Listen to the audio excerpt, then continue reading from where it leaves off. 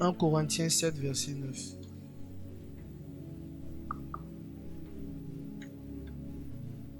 « 1 Corinthiens 7, verset 9. »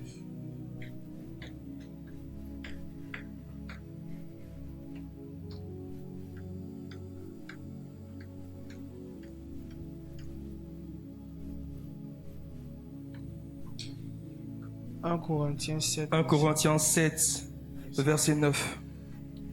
Mais s'il manque de continence, qu'il se marie.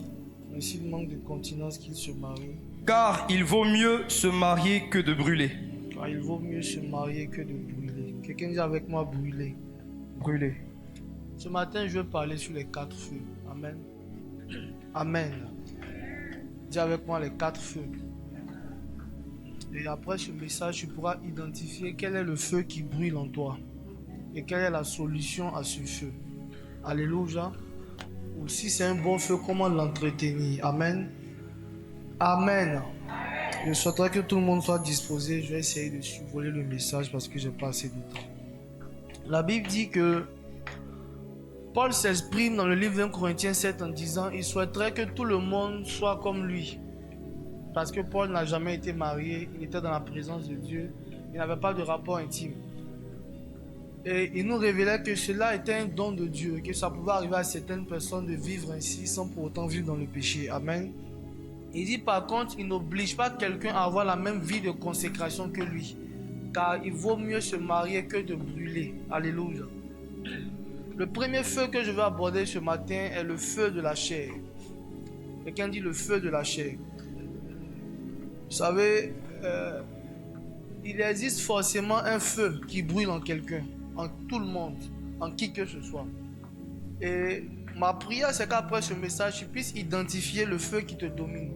Parce que lorsqu'on est en manque de connaissances, on périt. Amen.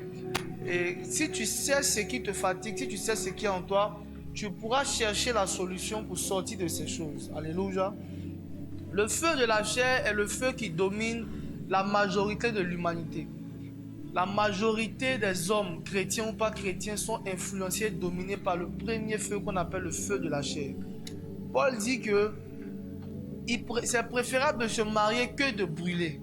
Qu'est-ce qu'on appelle quelqu'un qui brûle? On dit que quelqu'un brûle lorsque quelqu'un est influencé par le feu de la chair. Vous savez, l'impudicité, c'est un feu. La masturbation, c'est un feu. L'alcool, c'est un feu. L'orgueil, c'est un feu.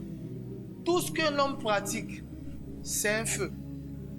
Et quand le feu de l'impudicité brûle en toi, vous savez, ce feu-là a des saisons où il est attisé. Ce feu-là, il a des saisons où il ne peut pas être contrôlé. Quand ce feu-là brûle en toi, tant que tu n'as pas commis l'acte, ce feu-là ne va pas s'éteindre. Et c'est quand tu vas commettre l'acte que ce feu-là est éteint que tu regrettes. Et le lendemain encore, tu dis, Seigneur, je ne vais plus tomber dedans. Mais en fait, ce n'est pas ta faute. La chose, c'est que tu dois discerner qu'il y a un feu qui t'influence négativement. Et ce feu-là s'allume à des moments qui sont par moments, c'est-à-dire indépendants de ta volonté. La Bible dit que c'est quand l'esprit même est bien disposé que la chair est faible. Vous allez voir par exemple que quand nous sommes dans la présence de Dieu, la communion fraternelle, l'adoration, ce feu-là ne brûle pas en toi. Quand tu rentres à la maison, que tu es seul, que tu reviens à tes réalités, automatiquement le feu commence à monter. Là, tu es encore victime du feu de la chair. Quelqu'un qui est victime du feu de la chair n'est pas différent de l'homme animal. Parce que dès lors que le feu s'allume en toi, si c'est pour avoir des rapports, même avec un enfant, tu vas avoir des rapports avec l'enfant. Même si c'est avec un animal, c'est un feu qui te rend carrément animal, ça te rend incontrôlable. C'est pour ça que vous pouvez voir des personnes âgées, quand elles brûlent, elles vont leurs enfants qu'elles peuvent mettre au monde. Vous allez voir des personnes âgées, des papas qui brûlent et qui vont peut-être se satisfaire, se soulager avec la servante. C'est-à-dire c'est un feu carrément animal, c'est incontrôlable. Et ce matin, ma prière pour toi, c'est que si tu es encore dépendant du feu de la chair, que le Saint-Esprit t'accorde sa délivrance. Parce que la finalité du feu de la chair est un autre feu que nous allons voir tout à l'heure. Le feu de la chair a maltraité beaucoup de croyants.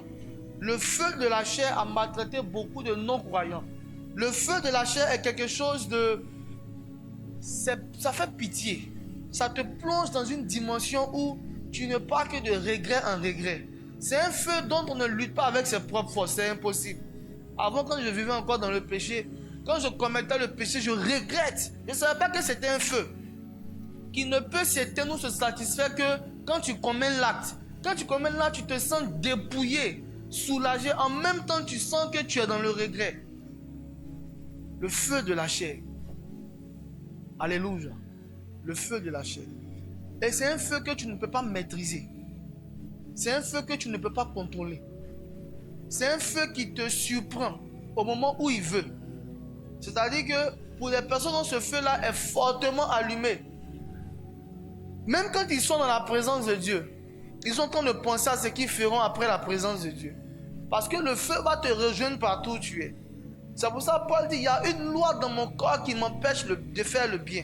Le bien que je veux faire, je ne le fais pas. Mais c'est le mal que je ne veux pas faire que je fais. Misérable que je suis, qui me délivrera de ce corps de péché? Parce qu'il sent qu'il est misérable, il est malheureux, il est dépendant d'un feu qu'il ne voit pas. Si aujourd'hui le feu le saisit, il commence à avoir de fortes envies, et qu'il y a une soeur qui est devant lui, il va avoir des rapports avec ses soeurs. Ce feu-là va t'amener à oublier que tu as un serment avec Dieu, que tu as été consacré, que tu as été baptisé, que tu as promis au Seigneur de vivre la sanctification. C'est un feu qui est incontrôlable. Alléluia. Et beaucoup de personnes sont victimes de ce feu. Beaucoup de personnes sont maltraitées par ce feu. Vous voyez quelqu'un comme Samson, qui reçoit une promesse de Dieu sur sa vie.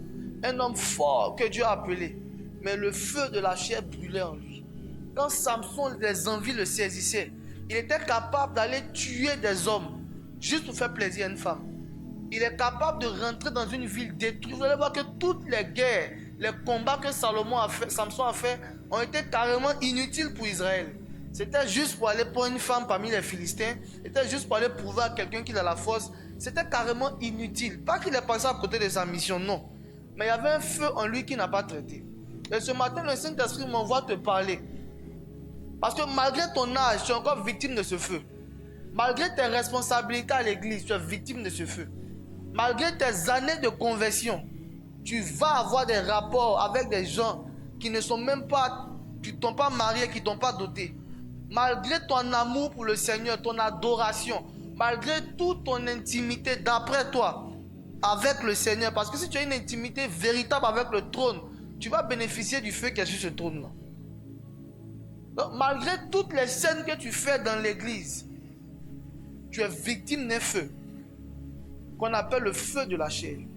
Ce feu-là t'emmène où tu ne veux pas. Ce feu-là te domine. Ce feu te rend ridicule. Ce feu t'emmène à commettre des péchés où toi-même, quand on arrive, toi-même tes amis te voient et disent, ah mon ami, même si tu devais chuter, même c'est pas comme ça que tu devais faire. Ça te fait perdre ta dignité. Tu n'as plus de vie. Et tant que tu n'as pas vaincu ce feu, vous devez comprendre que le mariage ne vient même pas résoudre le problème du feu de la chair. Parce que par moment, ta femme sera à l'extérieur, elle sera en voyage. Toi aussi, tu peux être en mission. Ou elle va accoucher, elle aura des temps de congé, de repos. Mais si tu n'as pas brisé certaines choses en toi-même, tu ne pourras pas servir Dieu. Et malheureusement, beaucoup de personnes sont victimes de ce feu. Le feu de la chair les maltraite. Ils sont ici, mais ce feu-là brûle en eux. Ils ne peuvent pas manger sur une bouteille d'alcool. Pourquoi? Parce que le feu de l'alcool brûle en eux. Ils ne peuvent pas s'asseoir sans critiquer quelqu'un. Parce que le feu de la calomnie brûle en eux. Ils ne peuvent pas manifester une vie sans la colère. Pourquoi? Le feu de la chair parle en eux. Lorsque quelqu'un élève le ton un peu sur toi, que tu es animé par le feu de la chair, la colère qui est en toi, ne peut pas supporter. Pendant qu'il parle, tu trembles. Il n'a pas encore fini, tu veux prendre la parole. Tu n'es pas à l'aise, tu ne peux pas. C'est dû à quoi? C'est un feu. Alléluia. Et si tu n'as pas traité ce feu, mais la finalité de ce feu, c'est l'enfer. Personne ne peut rentrer dans le royaume des cieux avec le feu de la chair. Ce n'est pas possible. C'est pour ça que Dieu veut qu'on puisse briser en nous les membres de l'iniquité. Ce matin, tu es venu à l'église avec quel feu? Tu es animé par quel feu? Tu es conduit par quel feu? Avant, pour nous qui étions bagarreurs, on avait des amis, quand ils se battent, tant que le sang n'a pas coulé, on ne les arrête pas. c'est le feu de la bagarre. C'est le feu de la chair. Ce qui fait que tu ne pardonnes pas, c'est un feu.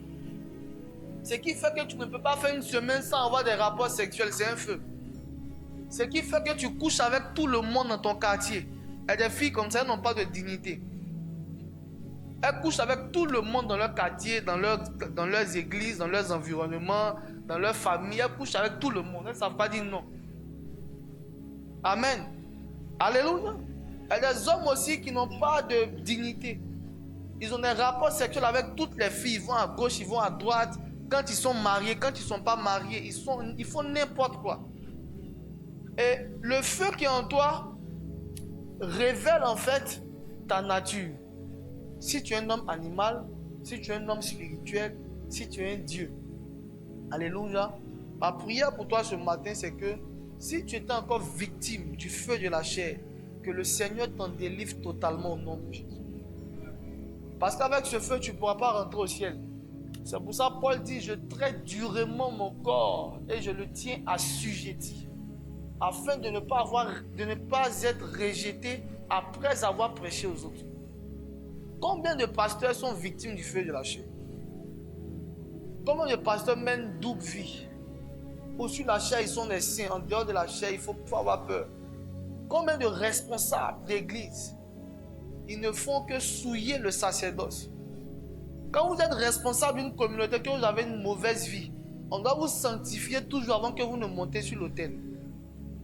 Parce que la Bible dit que le sacrificateur qui aura commis un péché, il vient souiller l'assemblée. Mais quand vous êtes dans l'église, quand on vous prêche l'évangile de la vérité, vous n'aimez pas ça. Je ne sais pas quelle éducation vous avez reçue.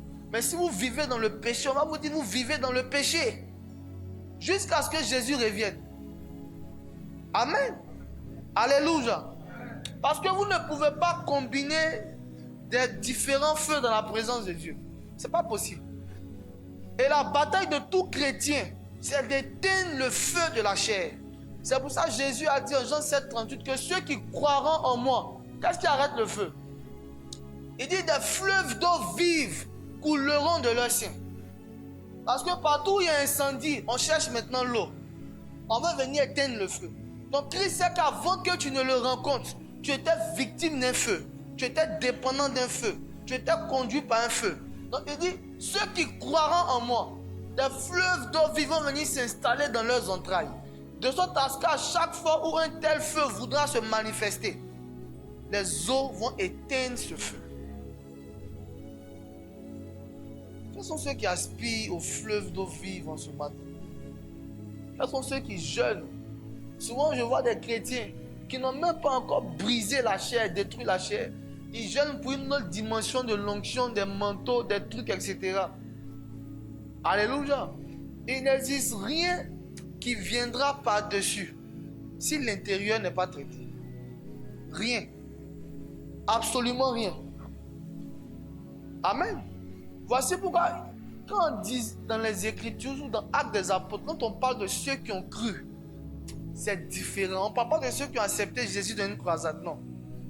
Dans la Bible, de manière pentecôtiste ou apostolique, quand on dit quelqu'un a cru, c'est qu'il y a toute une habitude, tout un comportement, toute une nouvelle nature qui l'accompagne dans sa nouvelle vie. À tous ceux qui ont cru, qui ont reçu, qui croient en son nom, elle a donné le pouvoir de devenir enfant de Dieu. On ne peut pas être enfant de Dieu sans qu'il y ait un pouvoir qui a été exercé sur nous. Ce n'est pas possible. C'est ce pouvoir qui nous donne la domination, l'autorité sur le péché. C'est ce pouvoir-là qui vient éteindre le feu de la chair en nous. C'est ce pouvoir-là qui vient remplir nos entrailles des fleuves d'eau vive. Et quand la Bible dit des fleuves d'eau vive couleront de son sein, et ces fleuves-là commencent à être entretenus par la prière, par le jeûne, par la méditation. Et si la quantité de ce feu qui était en toi t'emmenait à pécher 10 fois dans la semaine, 15 fois dans le mois, tu vois qu'au fur et à mesure que les fleuves sont en train de couler, par le fait que tu viennes à l'église, par ta vie de prière, par ta vie de consécration, par les formations auxquelles tu assistes, la capacité à pécher commence à être réduite. Les envies commencent à être réduites. Tu commences à sentir du dégoût pour le péché. Les choses que tu pratiquais avant sans gêne, quand tu les pratiques un peu seulement, tu te sens gêné. Tu culpabilises. Tu sens qu'au fur et à mesure que des fleuves d'eau vive coulent dans ton sein, dans tes entrailles, au fur et à mesure, le feu de la chair se retire. Jusqu'à ce que tout le feu soit complètement éteint. Tu arrives au niveau de la montagne de Galates 2, verset 20, qui dit, si je vis maintenant, ce n'est plus moi qui vis, mais c'est Christ qui vit en moi. Ma prière pour toi ce matin, c'est que tu arrives à cette dimension intérieure au nom de Jésus. Il ne faut pas te presser pour manifester l'onction. Tu vas le faire toute ta vie. Il faut te rassurer d'être oint dans la sainteté. Amen. Parce que Satan, qui est notre adversaire, il est aussi oint. Le problème, c'est que son onction est souillée. Parce qu'il n'avait pas traité l'intérieur avant d'aspirer à l'extérieur. La Bible nous dit, par la grandeur de ton commerce, tu as séduit les autres. Tu t'es bâti un empire. Te voici maintenant précipité. As brillant. Chérubin protecteur aux ailes déployées. Quand on décrit Satan, aucune personne ne peut se comparer à lui en termes de responsabilité qu'il avait dans le ciel. Dieu a créé des appareils de musique, des instruments spécialement pour lui. Et quand la Bible parle de son charme, en fait, on dit le chérubin protecteur, oui, mais aux ailes déployées, il était parfait en beauté. Aucun homme n'est parfait en beauté. Mais Lucifer était parfait en beauté. C'était un ange de lumière. La Bible dit qu'il mettait le sceau à la perfection. Jésus a déjà expliqué ça. Il donnait son avis et son approbation à l'œuvre de Dieu. C'est-à-dire que les étoiles du matin, la Bible dit les étoiles du matin acclamaient l'œuvre de l'Éternel. Jouaient autour du globe en disant nous sommes fiers, Abba Père. Le premier jour est accompli. Lucifer aussi était dedans en disant oui, je suis convaincu que le premier jour accompli, on doit passer au deuxième jour. Voici son rôle au ciel. Voici sa responsabilité. Mais c'était quelqu'un qui n'était pas brisé. Il y avait un feu qui était en lui. Il avait des intentions dans la présence des saints. Tout le monde avait ses habitudes. Tout le monde avait la même vision. Mais lui connaissait ses intentions. Ah, c'est le feu de la chair. Ce feu-là, si tu ne fais pas attention, il va te détruire. Tu seras responsable aux yeux des hommes à l'église. Mais aux yeux de Dieu, tu n'es qu'un païen, une païenne. Tu n'as jamais accepté le Seigneur. Il y a beaucoup de personnes qui aspirent à des titres à l'église, des responsabilités. Ils veulent qu'on leur parle de, mais moi, on ne me programme pas. Moi, je ne prêche pas. Moi, je ne dirige pas. Ah, ils ont mis telle personne. Mais c'est avec quel feu tu veux conduire les gens? En sachant que le trône n'est alimenté que par celui qui est sur le trône et par ceux qui est sur le trône. Parce que la Bible dit que du trône sortent des éclairs, des voix, des tonnerres. Donc si je me présente ici avec une vie souillée d'impudicité, de tout ce qui est mauvais, quelles sont les énergies que je suis en train de distiller dans le peuple? Amen. Amen. Alléluia. Dieu veut t'emmener à comprendre ce matin que le feu de la chair est ton plus grand ennemi. Laisse le diable. Laisse Satan. Amen. Satan n'a rien à voir avec ta vie de péché. Laisse le diable. Il faut traiter ta chair. Au moment où je prenais des 21 jours, des 30 jours, des 40 jours, où je faisais 6h, 18h pendant 6 mois, je ne cherchais pas autre chose que la délivrance du péché. Parce que je sais que toute personne qui a réussi à vomir l'iniquité, forcément va marcher dans l'onction du Saint-Esprit. Alléluia. Et aujourd'hui, c'est devenu un effet de mode. Tout le monde cherche des dimensions. Tout le monde cherche, oh, puis je suis parti ici, j'ai senti la présence de Dieu. C'est tant si je viens à l'église, je ne sens plus la présence de Dieu. Je vais aller dans telle communauté là-bas, je sens la présence de Dieu. L'homme de Dieu, quand il prêchait avant, je sentais la présence de Dieu. Le pasteur, lui, quand il prêche, je ne sens pas la présence de Dieu. Lui, quand il prêche, je sens la présence de Dieu. Amen. Il ne faut pas passer ta vie à sentir la présence de Dieu. Amen. Il faut être de ceux qui créent la présence de Dieu. Ou quand tu arrives dans un environnement, tout le monde est pareil, il n'y a pas la vie de prière. Quand tu aurais pu te dire, ainsi parle l'Éternel, tout le monde se tourne vers toi. Pourquoi? Parce que tu transportes un autre feu. Tu ne vas pas rester enfant spirituel, bébé spirituel toute ta vie. Le culte d'aujourd'hui était feu, c'était pas feu. Le culte du dimanche passé, moi j'aime quand la soeur dirige. Moi j'aime pas quand le frère dirige. Tu vas passer ta vie à apprécier. Tu ne seras jamais acteur sur le trône de ton Père. C'est une honte sacerdotale. Les chrétiens doivent grandir. Aujourd'hui, ils ne font que se promener de prédicateur en prédicateur. À la fin, rien ne se produit dans leur vie. Absolument rien. Amen. Alléluia. Le feu de la chair doit être détruit. Et la seule chose qui détruit le feu de la chair, ce sont les eaux du Saint-Esprit. La chose la plus extraordinaire qui puisse arriver à un jeune, je prends le cas d'un jeune parce que c'était mon cas, c'est d'être inondé par les eaux du Saint-Esprit. Parce que par ta volonté, tu essaies. Tu luttes, tu cours.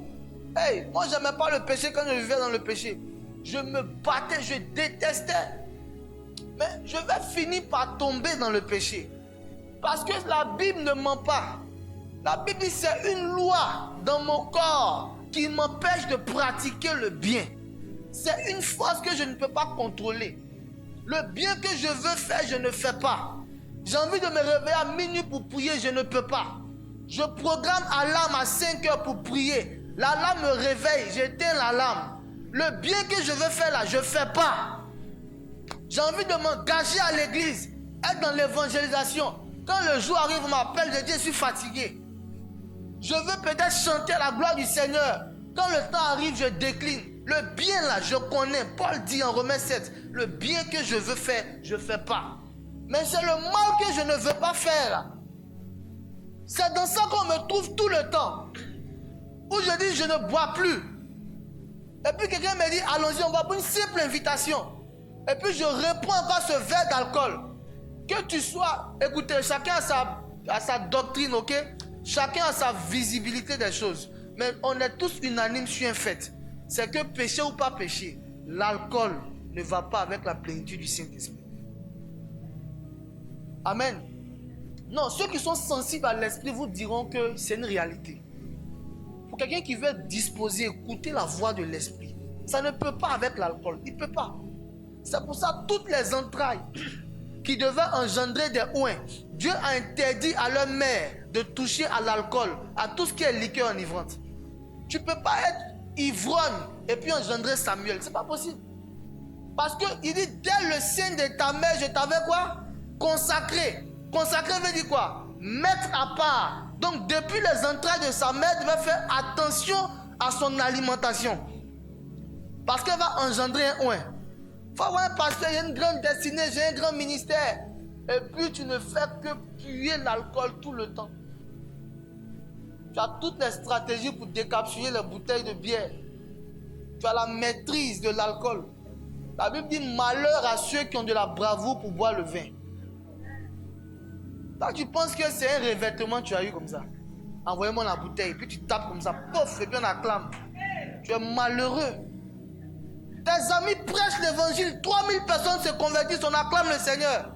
C'est que toi tu sais faire, c'est décapsuler une bouteille de vin. Tu es malheureux. Amen. Tu as échoué à ta mission sur la terre. Alléluia. C'est pour ça que j'ai aimé la parole de Anne.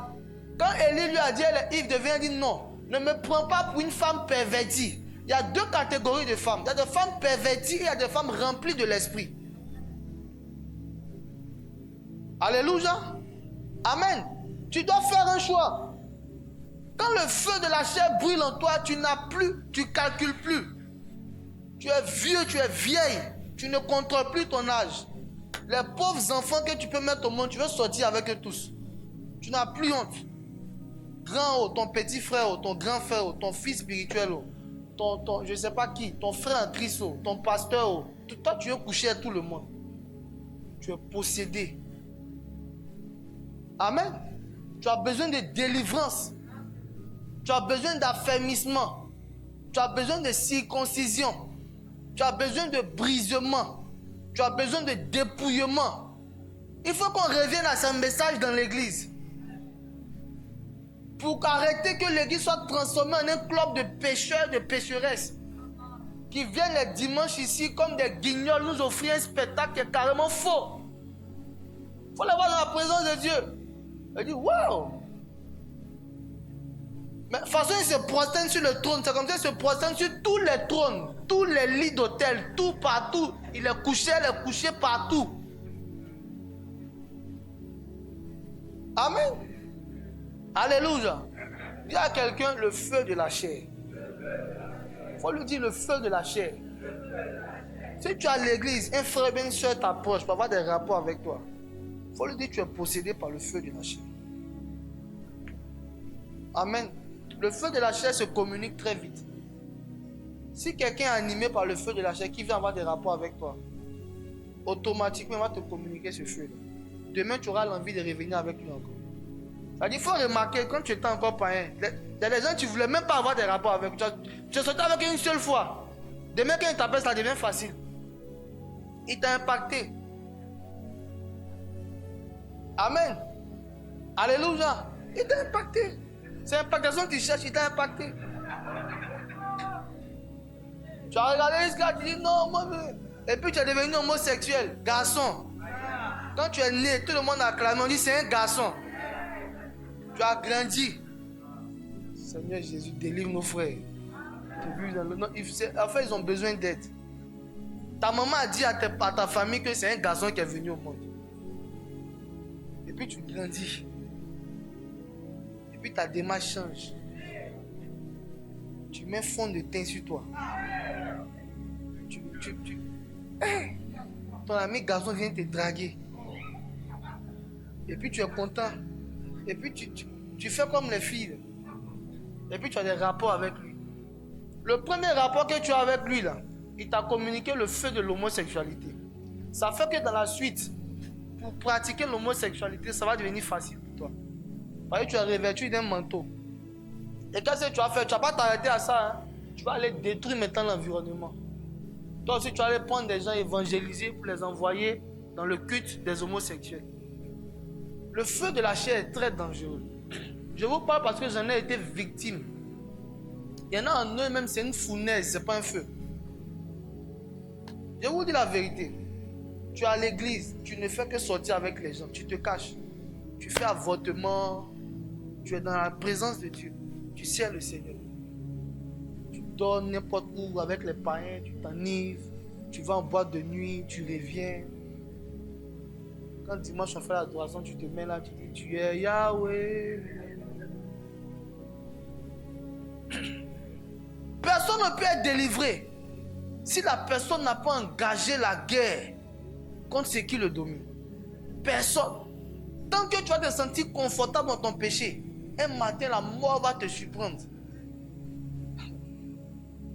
Un matin, ça veut dire que si tu n'as pas décidé d'engager la guerre contre le péché, contre le feu de la chair, ça va t'étonner. Un matin, tu arrives à commettre l'irréparable. En ce moment-là, c'est fini. Vous savez, ce n'est pas tous les niveaux de péché dans lesquels on reçoit avec une repentance.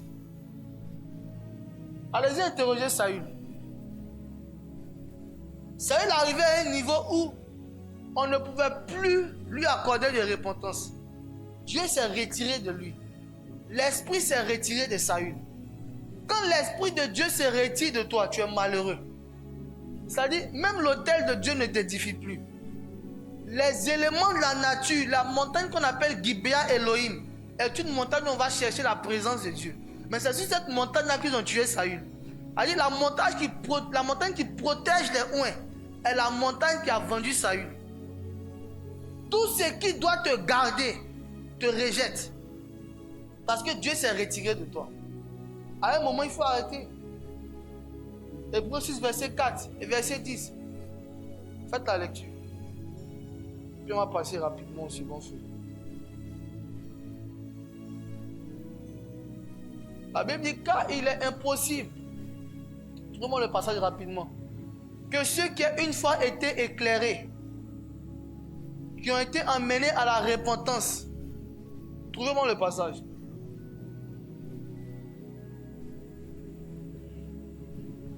Dis avec moi le feu de la chair.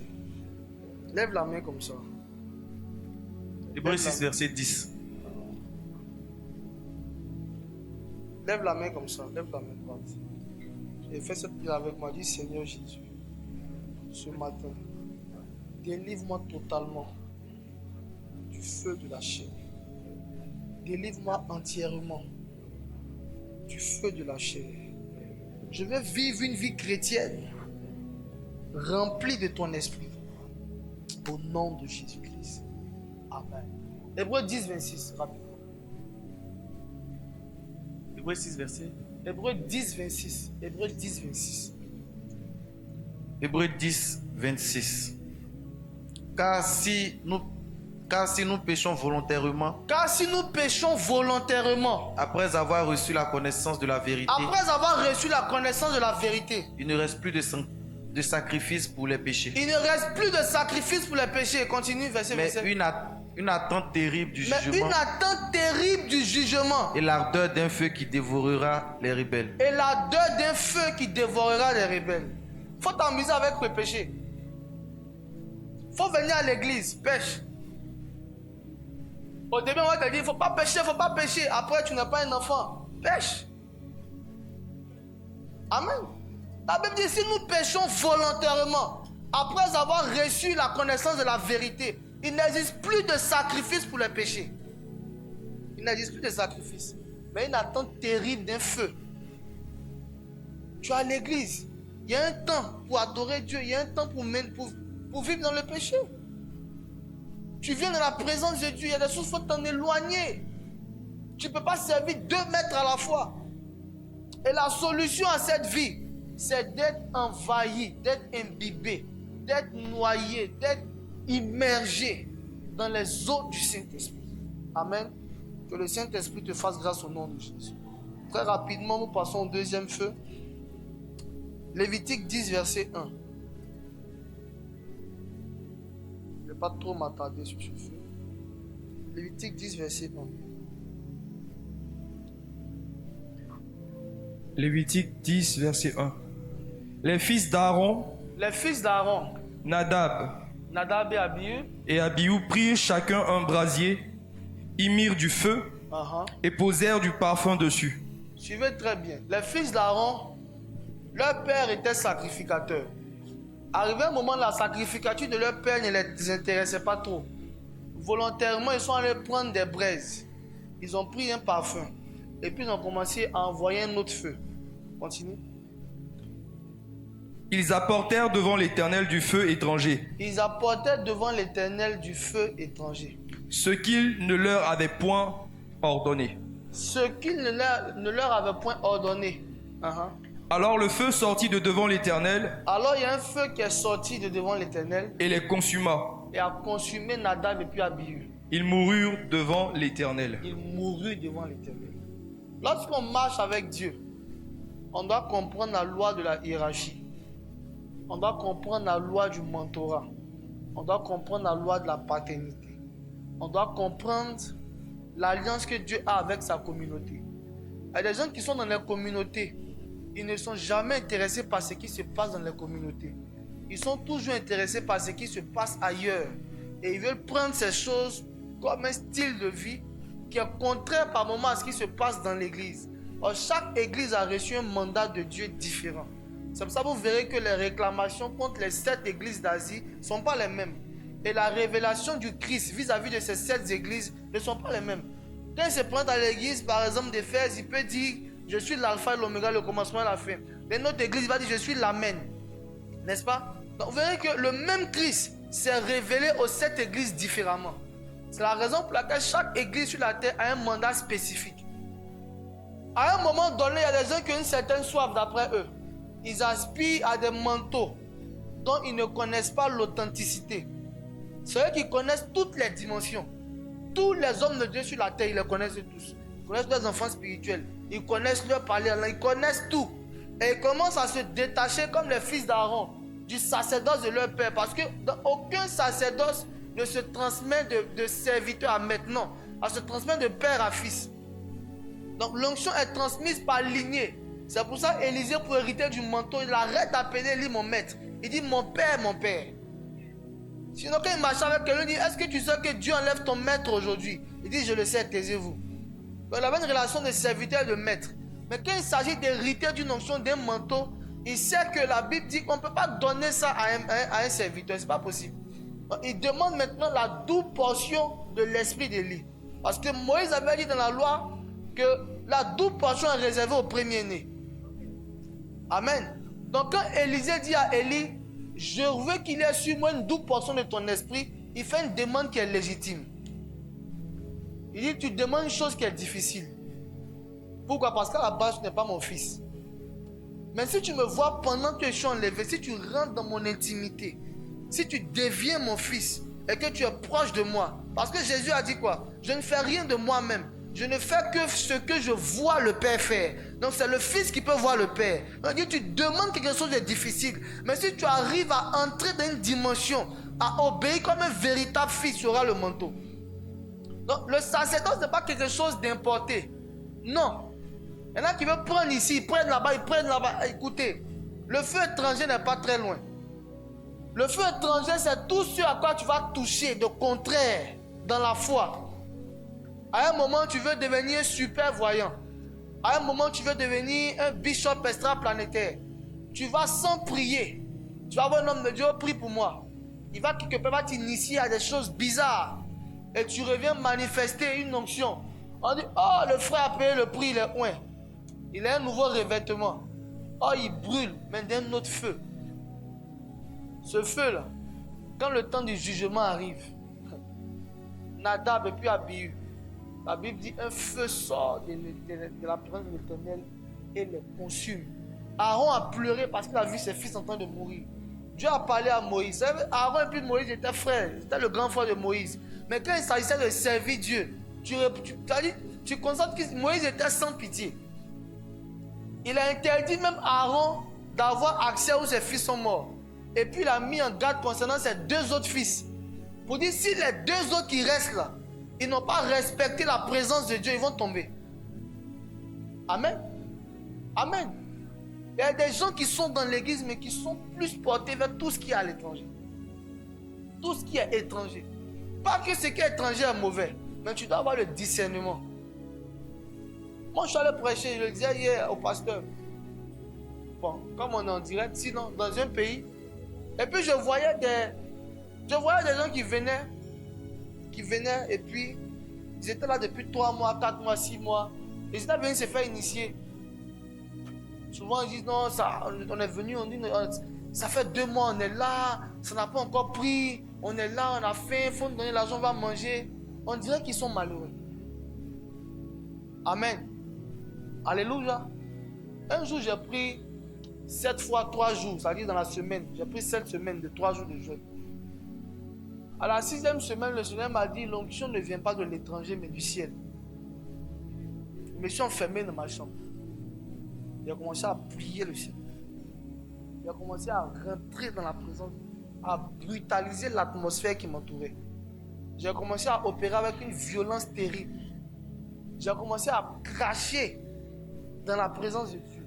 J'ai commencé à crier, à faire des invocations, des prières. J'ai fait la gymnastique que Élisée a fait dans la maison de la Tsunamite. La Bible dit qu'il allait ressusciter l'enfant. Il a commencé à marcher ça et là, avant de se coucher sur l'enfant. Il voulait transpirer un peu pour que ce qui sorte de lui puisse impacter l'enfant qui était mort. Arrivé un moment dans la vie chrétienne, il faut ouvrir l'esprit. Si vous touchez au feu étranger, et là je parle à tous ceux qui ont l'appel de Dieu, on ne peut plus rien faire pour vous. Terminé. C'est le feu étranger qui a animé Balaam. C'est pour ça qu'en Apocalypse, Dieu nous met en garde concernant 3 œuvres. Il dit fais attention aux œuvres des Nicolaïtes, fais attention à la doctrine de Balaam et fais attention à Jézabel. Les Nicolaïtes ont leur comportement, leur habitude. Ce sont des fausses conversions qui sont cachées par des bonnes œuvres. Ils font des dons aux orphelins, aux veuves. On dit mais le frère il est converti. Amen. Il y a le jézabelisme, vous devez faire attention. Ah, c'est tout un message. Il y a l'œuvre de Balaam. Balaam, lui, il ne sert que pour qu'on puisse l'applaudir. Balak vient le voir, il dit, va maudire Israël. Il sait qu'on peut maudire tous les peuples sur la terre sauf Israël. On ne touche pas à Israël. Pourquoi? Parce que Moïse a pris le sang de l'aspersion et puis il a oint Israël par le sang. Donc Balaam sait dans sa vie chrétienne, dans sa sacrificature, que tout ce qui est marqué par le sang ne doit pas toucher. Mais comme Balak lui a donné beaucoup d'argent, automatiquement il s'élève, il scelle son âne et il part maudit Israël. Mais Israël, il y avait un sang qui coulait sur Israël. C'est comme ça, il y a un sang qui coule sur toi. Tout le monde ne peut pas te maudire. Amen. Non, il ne faut pas trop, il faut bénir Dieu pour son sang qui est sur toi. Il ne faut pas toujours invoquer le sang, non. C'est ceux qui n'ont pas le sang qui réclament le sang. Sinon, nous, le sang, c'est déjà coulé sur nous. Quand Balaam venait attaquer Israël, ils n'ont pas invoqué le sang. Parce que Moïse avait déjà mis le sang sur eux. Amen. Et Moïse, c'est la loi. Donc Israël était régi par l'analogie de la loi. Maintenant, Christ a versé son sang sur nous. Ce qu'on appelle la grâce. C'est pour ça qu'il dit, si quelqu'un prophétise, qui prophétise selon l'analogie de la grâce, de la foi. Amen.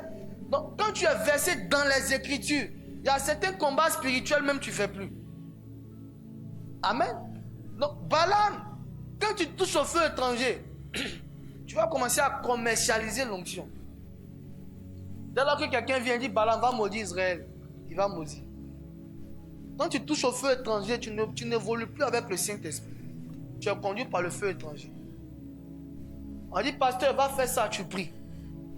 Quelqu'un vient te donner son sujet de prière. Va, je veux marier, il y a un homme qui est déjà marié qui vient me draguer. Il faut prier pour qu'il laisse sa femme, va me marier. Puis tu pries. Tu es pasteur. Amen. Amen. Les gens vivent dans le péché, ils ne sont ni mariés ni dotés. Ils viennent te voir, ils veulent avoir un enfant. Ils n'ont qu'à se marier d'abord. Quand le vrai feu est en toi, tu instruis les gens d'abord avant de relâcher le miracle. Quand le vrai feu est en toi. Amen. Dis à quelqu'un le feu étranger. Troisième feu.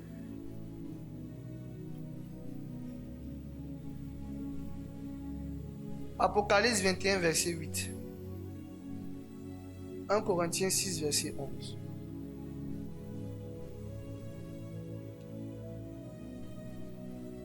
Apocalypse 21, verset 8. Apocalypse 21, verset 8. Mais pour les lâches, les incrédules, les abominables, les meurtriers, les impudiques, les enchanteurs, les idolâtres et tous les menteurs, leur part sera dans l'étang ardent de feu et de soufre, ce qui est la seconde mort. Amen. Amen. On dit pour les idolâtres, il faut répondre. Mais pour les lâches, ce sont les menteurs là même qui me font rire dans cette affaire.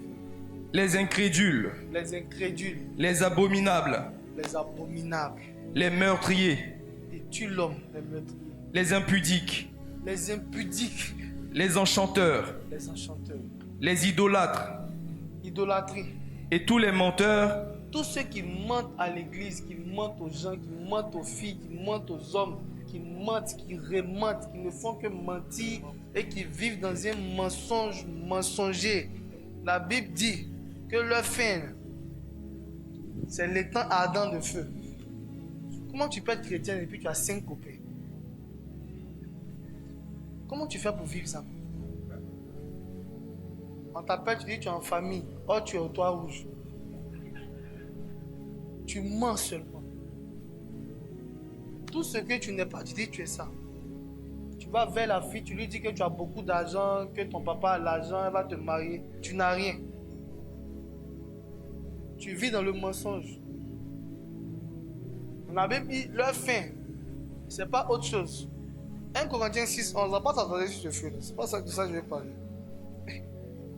1 Corinthiens 6, verset 11. et c'est là ce que vous étiez, quelques-uns de vous. Mais vous avez été lavés, mais vous avez été sanctifiés, mais vous avez été justifiés au nom du Seigneur Jésus-Christ et par l'Esprit de notre Dieu.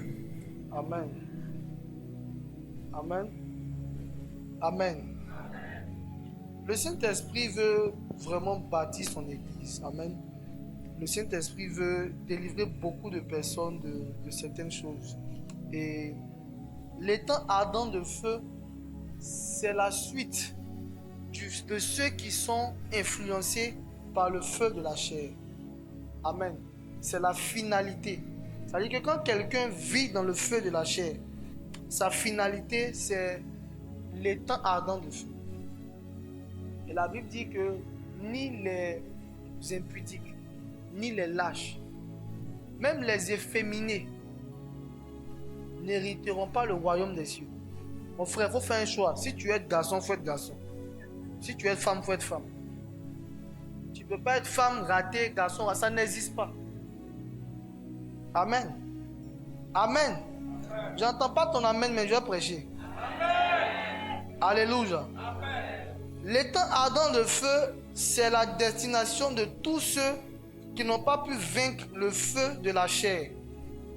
Tous ceux qui se sont plu dans les œuvres du péché et qui pensent que c'est... Voilà, c'est une faiblesse. C'est une faiblesse, ça arrive à tout le monde. Je fais des efforts, mais j'arrive pas. Comprenez-moi aussi. Moi-même, je lutte contre ça.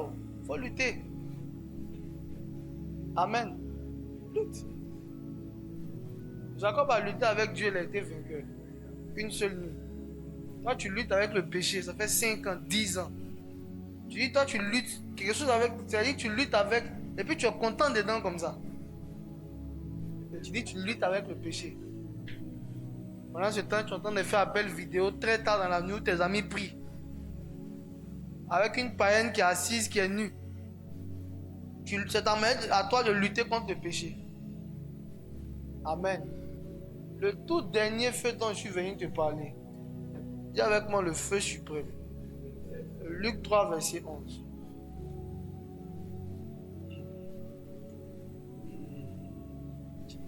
On va prier tout à l'heure.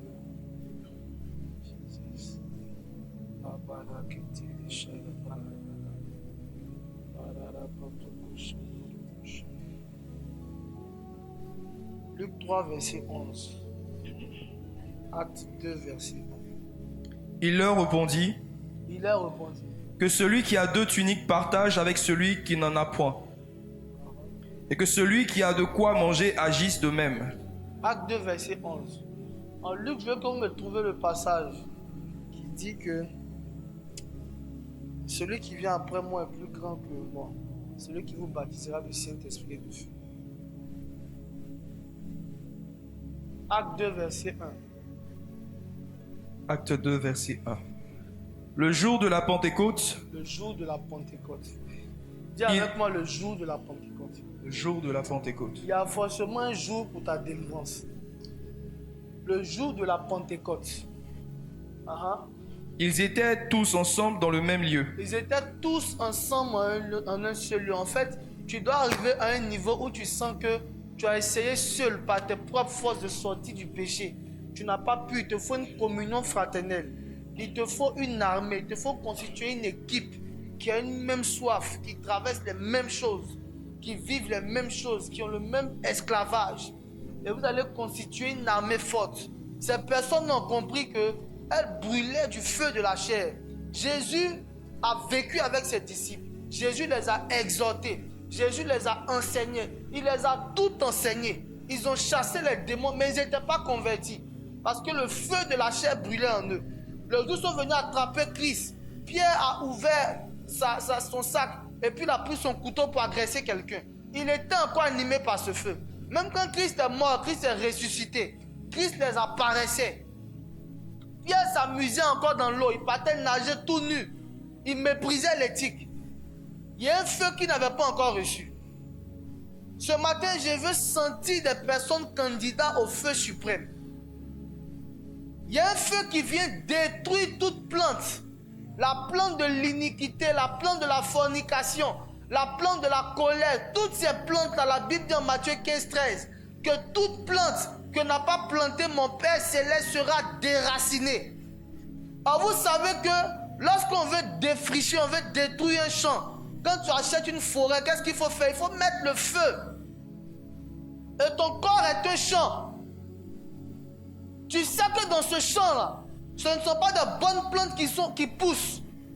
Ce Ce sont des arbres de fornication, de pornographie, de masturbation, d'incrédulité, de colère. Quand on fait une vue aérienne sur le champ de ta vie, aucune semence, aucun arbre qui pousse n'est agréable à Dieu. Il n'y a aucun olivier. Il n'y a aucun arbre qui est édifiant. Et ce champ a besoin de recevoir un feu. C'est comme ça les 120 personnes ont pratiqué Jésus. Arrivé un moment, on dit, bon, il faut qu'on puisse aspirer à un feu qui viendra mettre fin au règne de tout type d'arbres qui constituent le champ de notre vie. Les arbres peuvent pousser quand ils sont coupés. Mais quand tu mets le feu à un certain niveau, ça détruit la vie de l'arbre. Et la Bible dit brusquement. Vas-y, vamos. Acte 8, vas-y. Acte 2, verset 1. Verset 1. Le jour de la Pentecôte, ils étaient tous ensemble dans le même lieu. Le jour de la Pentecôte, ils étaient tous ensemble dans le même lieu. Tout à coup, il vint du ciel un bruit comme celui d'un vent impétueux. Je prie qu'il y ait tout à coup dans ta vie au nom de Jésus.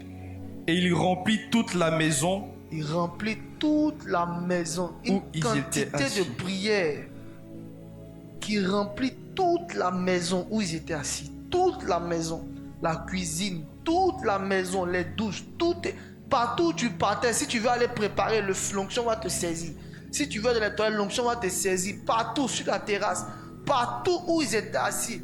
Quelle vie de prière peut remplir toute une maison, toutes les chambres, toutes les pièces. Des langues semblables à des langues de feu.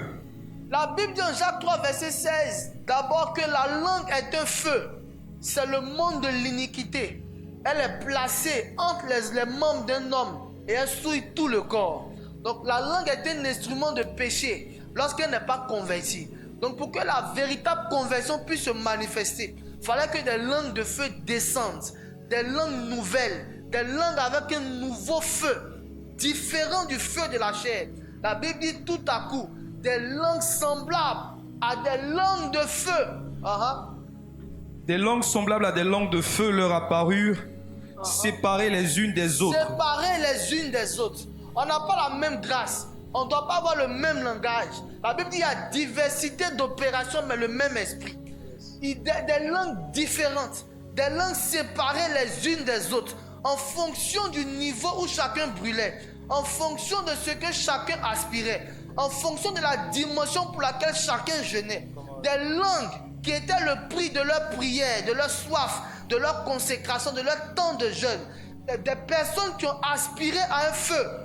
Le jour de la récompense était arrivé. Et des langues ont commencé à les apparaître. Et ils furent tous remplis du Saint-Esprit Ils furent tous remplis du Saint-Esprit. et se mirent à parler en d'autres langues, Ils se mirent à parler en d'autres langues. selon que l'Esprit leur donnait de Selon s'exprimer. que l'Esprit leur donnait de s'exprimer. Continue. Or, il y avait en séjour à Jérusalem des Juifs, hommes pieux de toutes les nations qui sont sous le ciel. Au bruit qui eut lieu, la multitude accourut, et elle fut confondue parce que chacun les entendait parler dans sa propre langue. Ils étaient tous dans l'étonnement et la surprise. Ils étaient tous dans le thème du mois de décembre. Ils étaient tous dans l'étonnement. Ils étaient tous dans la surprise. Ils disent c'est pas possible. Les frères qu'on voit à l'église, leur langage ne peut pas changer directement comme ça. D'où est-ce qu'ils reviennent? Ces enfants qui ont grandi devant nous ne peuvent pas parler des langues, ne peuvent pas s'exprimer, ne peuvent pas prier dans une chambre. Et puis un bruit va retentir du ciel et toute la ville va entendre. Qu'est-ce qu'ils sont en train de pratiquer? Quel genre de prière ils sont en train de faire? Qu'est-ce qu'ils sont devenus? Comment est-ce qu'ils sont devenus? Qu'est-ce qui est descendu sur eux? Donc leur soif était réelle. Donc leur combat allait payer un jour. Donc le péché qu'ils détestaient, pour lequel ils priaient, ils jeûnaient, Et ils ont décidé de dresser une chambre haute. Ça allait vraiment aboutir. Donc sa décision de vivre la sanctification, c'était sérieux. Donc un joueur pouvait vivre 1 an sans avoir de rapport. Donc le frère peut prier et puis le ciel va s'ouvrir. Ils étaient tous dans l'étonnement. Et d'abord que l'humanité est étonnée de ce que tu produis, la première des choses pour te distraire, c'est de se moquer de toi. Donc ils ont commencé à se moquer en disant ils sont ivres de vin, sont remplis de vin doux. Et l'un d'entre eux, le plus ridicule, le plus même éprouvé, le plus humilié, celui même qui a régné Jésus. Ce matin, il ne faut pas regarder à tes péchés, il ne faut pas regarder à tes erreurs. Celui même qui a trahi son maître, où on disait tu as marché avec Jésus, il dit non, il se cachait. Celui-là, c'est lui qui s'est levé dans la foule. Il dit, homme frère, nous ne sommes pas remplis de vin. Parce que ce n'est que la 3e heure, il est 9h du matin. On n'a même pas encore pris le petit déjeuner pour parler de vin. Mais il y a un autre type de vin qui coule en nous, dont on a été enivré. C'est le vin de l'esprit. C'est le vin qui change de langage. C'est le vin qui change la démarche. C'est le vin qui ne vient pas seulement t'enivrer pour t'emmener dans les caniveaux, t'enivrer pour changer uniquement ta démarche. Mais c'est un vin qui vient t'enivrer et transformer ta vie définitivement. Il dit nous avons goûté à quelque chose de nouveau. Tous ceux qui étaient venus, Crète, Arabes, Grecs, ceux qui habitent la Mésopotamie, Égyptiens, tout le monde, ils ont commencé à entendre les merveilles de Dieu dans la bouche des gens qui n'ont jamais lu la Bible. Toi, tu as tout le canon biblique de 66 livres. Eux, ils n'avaient même pas la Bible. La Bible que tu lis, c'est ce qu'eux, ils ont fait. Mais ils sont rentrés dans la présence de l'agneau. Ils ont touché à l'agneau. Quand Jésus marchait sur la terre, il était très humble. Il était l'agneau de Dieu qui ôte le péché du monde. Il n'avait même pas tous ses attributs. Non.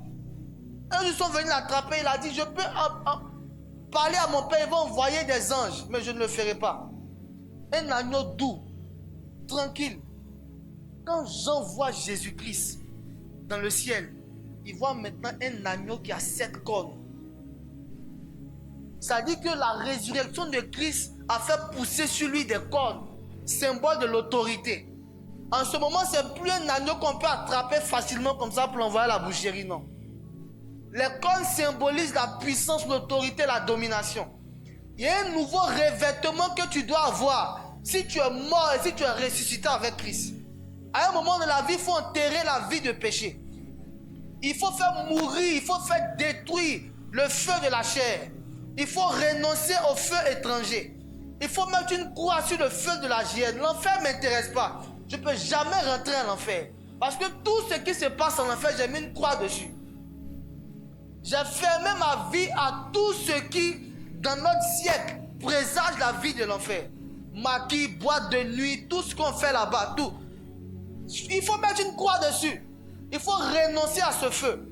Et concentre-toi sur le feu qui vient du ciel.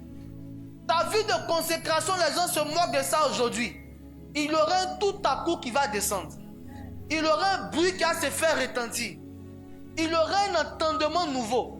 Les gens vont s'approcher de toi pour se moquer. Et ils vont entendre les merveilles de Dieu. Pourquoi? Parce que parmi ces 4 feux, tu as renoncé aux 3 autres. Et tu as choisi de courir après un feu. D'aspirer à un feu.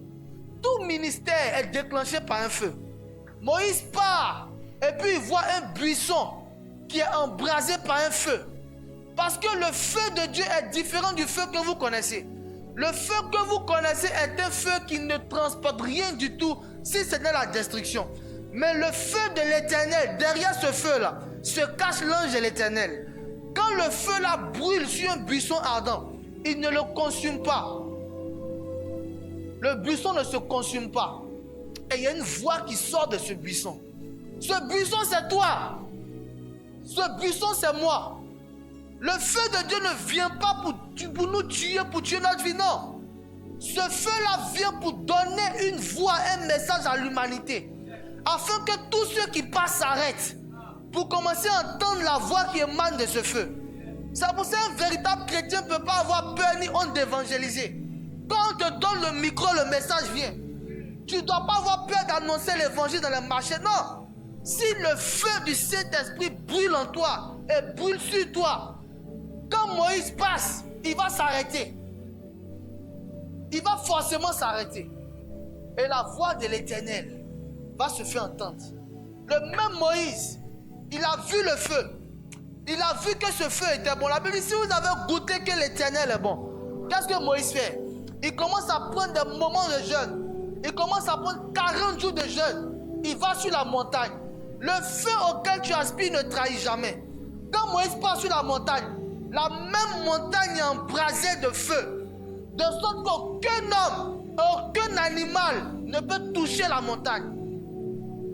Aucune entité. Et Moïse descend de la montagne avec un visage impacté par le feu. Élie, le grand homme de Dieu, avait compris l'importance du feu. Le feu n'était pas loin d'Élie. Dès qu'il ordonnait au feu de venir, le feu venait. Pourquoi? Parce qu'il savait traiter avec Dieu. La Bible dit, tel il est, tel nous sommes. Si Dieu est un feu dévorant et qu'il est ton Père, c'est que toi tu es qui? Et si tu ne transportes pas l'ADN de ton Père, tu transportes quel ADN? Jusqu'à quand tu vas vivre dans le péché? Jusqu'à quand? Jusqu'à quand tu vas faire toutes tes nuits sans te lever pour prier? Jusqu'à quand? Pourquoi tu veux dormir toute la nuit sans prier? Parce qu'il n'y a aucun feu qui brûle en toi. Le feu dont moi je parle ne tient pas compte du sommeil, ni de la fatigue. Le feu dont je parle ne tient pas compte même de la santé. De la même manière que le feu de la chair t'emmène à pratiquer le péché même quand tu ne veux pas. C'est comme ça le feu de Dieu t'emmène à prier même quand tu ne veux pas. Même quand tu es fatigué, tu dis je vais dormir. À une certaine heure, tu sens que cette heure-là a une intimité avec toi tes nuits. 3 heures du matin peut passer, 4 heures du matin peut passer, les autres vont dormir. Mais toi qui as touché le feu, tu sens que tu n'es pas tranquille. Tu te lèves, tu commences à marcher dans ta chambre. Rapatake, Makarabo Soto, Kabro Soti Kataba, Retebro Sokoto. Marchez dans le feu. La Bible dit n'éteignez pas l'esprit. Pourquoi? Parce que l'esprit est un feu. Pour que les vierges puissent voir l'époux, il faut que le feu des lampes demeure allumé. Ceux qui sont misérables, c'est ceux qui ont perdu le feu. Vous voyez des hommes prêcher l'évangile dans les rues, c'est parce qu'il y a un feu qui est sur eux. Ils n'ont plus honte de tous ceux qui les entourent. Vous voyez des femmes prêcher l'évangile, diriger dans des cultes, chanter dans la présence de Dieu. Il y a un feu qui est sur eux. Il y en a qui n'ont pas mangé. Il y en a dont la vie n'est pas forcément agréable. Il y en a qui ont des difficultés. Tu sais pourquoi tu te justifies. Tu sais d'aujourd'hui, demain tu ne sais pas. Tu n'as pas de feu. Celui qui a de feu n'a plus de justificatif. Celui qui a de feu n'a plus de plainte. Celui qui a le feu, qu'il le veuille ou pas, il est sur l'autel. Parce que sur tout autel, il doit avoir un feu. Il doit avoir des sacrificateurs. Il doit avoir des geôliers. Il doit avoir des acteurs. Quel est ton rôle dans le corps du Christ? Quel feu qui brûle en toi? J'ai réclamé le feu de l'évangélisation, je l'ai reçu. J'ai commencé à prêcher dans les marchés, prêcher dans les villes, prêcher. Après, j'ai réclamé le feu de l'intercession, je l'ai reçu. J'ai commencé à avoir une passion pour le combat spirituel et l'intercession des âmes, des non-convertis. J'ai réclamé le feu de la prédication, je l'ai reçu. J'ai refusé de me tenir sur un autel et puis parler de la lettre. Non, la Bible dit la lettre tue, mais ce qui donne la vie, c'est l'esprit. J'ai réclamé le feu de la prédication, je l'ai reçu. Tout ce à quoi tu aspires, il y a un feu qui se cache derrière. Quel est le feu qui brûle en toi? Quel est le feu auquel tu aspires? Si un feu est éteint et qu'un autre feu n'est pas allumé, le même feu va revenir. Si tu veux éteindre le feu de l'impudicité en toi, si tu ne veux pas être complexé par ceux qui ont touché le feu étranger, si tu ne veux pas finir ton éternité dans le feu de la géhenne, dans le temps ardent de feu, il te faut dès maintenant aspirer et recevoir le feu du Saint-Esprit. Est-ce que quelqu'un peut prier?